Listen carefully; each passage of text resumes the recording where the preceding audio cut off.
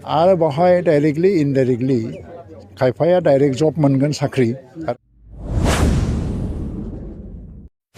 आरो खायफाया indirectly business माबा माबिजों साख्रि मोनगोन। हेल' रायजोफोर खुलुमबाय आरोबाव फिथांखि ब्लग इउट्युब चेनेलनिफ्राय रायजो राजा बयनिसिमबो गोजोननाय बावहरनाय जाबाय। स' रायजोफोर आसा खालामदों भिडिअखौ जोबजासे नायलांगोन होननानै नोंसोरजों माखासे बाथ्रा सावरायनो थाखाय आङो आरोबाव भिडिअआव नुजाफैबावनाय जाबाय।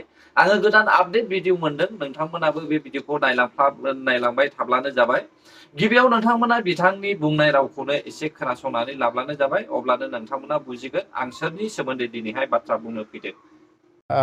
जि थार्मेल पावार प्रजेक्ट बानायनो नागिरदों बेखौ जुदि पर्बतझराव नाङा होनोबा दस्रायाव लांग्रा मेला रेडि दं, खिन्थु बेजों मा लाब जागोन बे ओनसोलावलाय?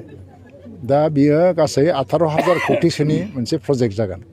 पर्यायक्रमाव प्रथम पर्यायाव हयथ' माने कयेक हाजार कोटिनि जागोन, लासै लासै 18,000 कोटिसोनि। आरो बावहाय डाइरेक्टलि इनडाइरेक्टलि खायफाया डाइरेक्ट जब मोनगोन साख्रि आरो खायफाया इनडाइरेक्टलि बिजनेस माबा माबिजों साख्रि मोनगोन। हाजार हाजार मानसिफ्रा बाहाय एमप्लयमेन्ट जागोन। आरो लोगोसेयैनो दा जुदि नायोबा दिनै पर्बतझरायाव रेलवे कच फेक्टरि जानो थांगासिनो दं, आरो बे जुदि थार्मेल पावार प्रजेक्ट जायोबा अब्लासोनो रुपसि एयारपर्टआबो थांनानै थागोन। आदारवाइजथ' रुपसि एयारपर्टआबो कमार्सियेलि भायेबल जानानै गैया। जे दा ग्लबेलाइजेसननि जुगाव इन्डास्ट्रियेलाइजेसन फैदों, साख्रि बाख्रि गभर्नमेन्टआ होनो हाया। दा 3,40,00,000 मानसि दङ आसामाव, बेनि गेजेराव 5 लाखसोल' मानसिफ्रा गभर्नमेन्ट साख्रि मावो। खिन्थु बयनोबो साख्रि नांगौ। गभर्नमेन्ट साख्रि नङाब्लाबो जोंनो एमप्लयमेन्ट नांगौ, बिजनेस मावनायनि एभेनिउ नांगौ, बायदि इन्डास्ट्रि नङाबाथ' जाया।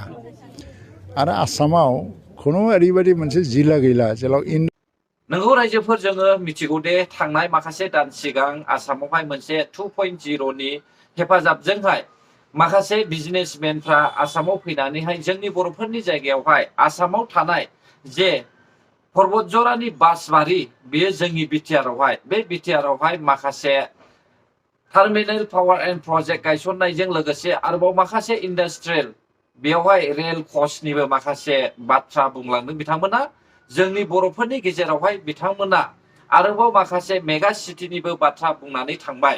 दा नैबेफोरखौ लाफानानैहाय मेगा सिटि आरो रेल कच बेफोरखौ बानायखांनायनि उनावहाय बिथांमोना आरोबाव गुबुन मोनसे टारगेट लानायखौहाय जोङो नुनो मोन्दोंमोन। दा बेनो जाहैबाय टार्मिनेल पावार प्रजेक्ट, यानिखि जायगायावनो मोब्लिब दिहुननाय माखासे कारखाना बानायनो नागिरदों। दा बेखौहाय लानानै जोंनि बर'फोरनि गेजेरावहाय जोङो गोबांथार बेले बेजे बाथ्रा नुनो मोन्दों। दा पर्बतझरानि थागिबि, पर्बतझरा बासबारिनि जाय रायजो राजा बिथांमोना दिनैहाय बे खामानिखौहाय मावहोआ होननानैहाय जोङो नुनो मोन्दों रायजोफोर। दिनै जोङो क्लियारलि खोनाखाबाय आसामनि केबिनेट मन्त्रि उर्खाव ब्रह्म सारनिफ्रायनो जोङो क्लियारलि बाथ्राखौ खोनाखाबाय। जुदि पर्बतझरायाव थानाय जायफ्रा पर्बतझरा बासबारिनि रायजो राजा बिथांमोना जुदि गावसिनि साइडआवहाय बे टार्मिनेल पावार प्रजेक्टखौहाय बानायनो जुदि सुबिदा होआब्ला, जोङो खोनानो मोनबाय इउजि ब्रह्मनि खुगानिफ्राय बिसोरो गुबुन जायगायावहाय लानानै थांगोन। दा खहाया सोरनि जागोन रायजोफोर? बै सरखारजोंहाय बिरोधि जानानैहाय सरखारनि हेंथा खामानि मावग्रा बिथांमोननि रावखौ लानानैनो पर्बतझरा बासबारिनि रायजो राजाफ्रा गावसिनि फिउचार लाइफखौहाय खोमानानै लानो थांगासिनो दङ नामा? आं बेखौसो बुंनो सानदों दिनैनि समाव रायजोफोर। नोंथांमोना बैसोर बायदि सुबुंनि खौरांखौ दा खोनासं।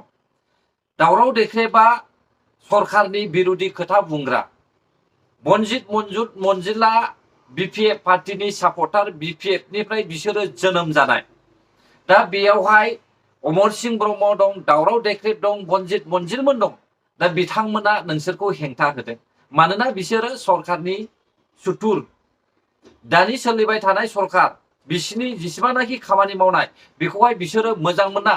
बिसोरो मोजां नुदोंब्लाबो बिसोरो गोसोजों मोजां मोनदों, नाथाय बिसिनि खुगायाव सायावहाय माब्लाबाबो बिसोरो मोजां मोनाखै रायजोफोर।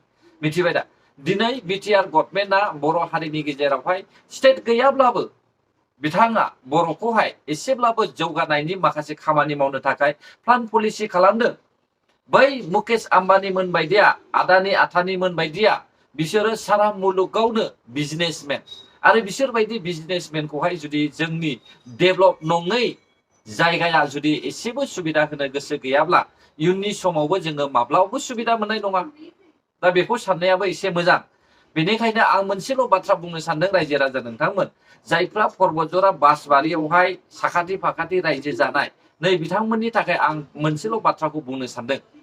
नोंथांमोना जुदि गायसननोहाय खाबु होआब्ला स्ल'गान होलायनांगौनि गोनांथि गैया। नोंथांमोना मिटिं खालामलायनानैहाय अफलाइन मिटिं खालामलायनानै गिदिरफोरजों सावरायलायनानै नोंसोरो सावरायलाय।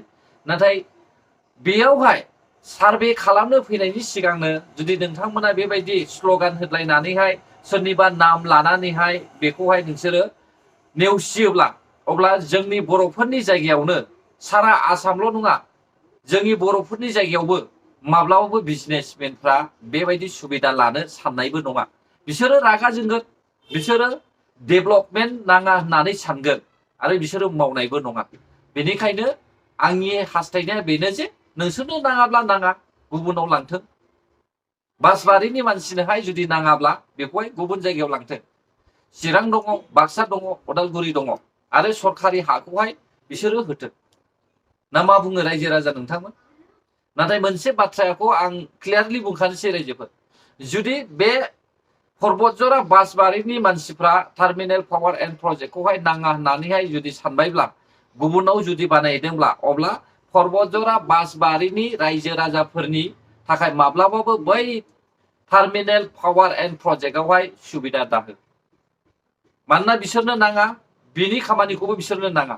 बेनिखायनो बिसोरनोहाय माब्लाबाबो बबेबा मोनसे जायगायाव गायसनहैदोंब्लाबो बिसोरनि एरियानि मानसिखौहाय बेवहाय सुबिदा होयैयानो मोजां रायजोफोर। बिसोरनो नांखायाब्ला मानोथो सुबिदा नांगौ? जानो हागौ सोरबा सोरबाया मिथिया आरो बै अपोजिसन पार्टिनि जेसेबांनाखि बाथ्रा बुंनाय बेखौनो पर्बतजरा बासबारिनि मानसिफ्रा जोबोद नंगौ होननानै सानदों। नाथाय हाखौथ' पार्मानेन्टलि फाना, हाखौथ' बेखौहाय थिखासो होगोन। थिखा माने रेन्टआवसो होगोन। दा रेन्ट होनानैसो बिनि बै कम्पानिनि मानसिफोरनिफ्राय गभर्नमेन्टआ फैसा आरजिनो नागिरदों बर' हारिनि थाखाय। सोरबा प्रमद बर' पार्सनेलि, सोरबा हाग्रामा पार्सनेलिनि थाखाय नङा, रायजोनि थाखायसो सुबिदा खालामनो सेस्था खालामदों। नाथाय अनेक खोथा बुंनायखौ जोङो नुनो मोनदों। गोबां मानसिया गोबां बाथ्रा बुंदों, आंखौबो बुंदों जे नोंथाङा नोंनि हाखौ हगारनानै हो। जुदि आंहा बेसेखिनि इसिबां हा दङमोनब्ला आंबो हगारनानै होगौमोन रायजोखौ। मिथिबाय दा? टार्मिनेल पावार एन्ड प्रजेक्ट बेयो मोनसे मोब्लिब दिहुनथाय, जायगायावनो मोब्लिब बानायनाय। लोगोसे बेयावहाय आरोबाव बे जायगायावनो रेल कच बानायनायनिबो खोथा दङ। दा ओरै क'क्राझारा सिटि जानाय हिसाबै, पर्बतजराया खाथि हिसाबै बेवहाय सुबिदा जागोनखौ नुनानै बिथांमोना सायख'दों। नाथाय रायजो राजाया गाव गावनि हास्थायनायखौल' सेस्था खालामनानै बैसोर बायदिखौ हेंथा होदों। ना मा बुंदों रायजोफोर? ना माबा गोरोन्थि जादों नामा आंनि बुंनायाबो? दा क्लियार बाथ्राया क्लियारखा। नोंथांमोना होनो गोसो गैयाब्ला बे नोंसिनि गोसोआवसै, जबरदस्तिथ' लानो हाखाया। बेनिखायनो बबेबा मोनसे जिल्लायावहाय गभर्नमेन्टआ सायख'नानै बेखौ बानायनानै होब्लाबो जागोन। गोजोन्थों जायफ्रा आंनि भिडिअखौ नायबाय जोबजासे। बर' हारि जै जाथों, जै बर' हारिनि।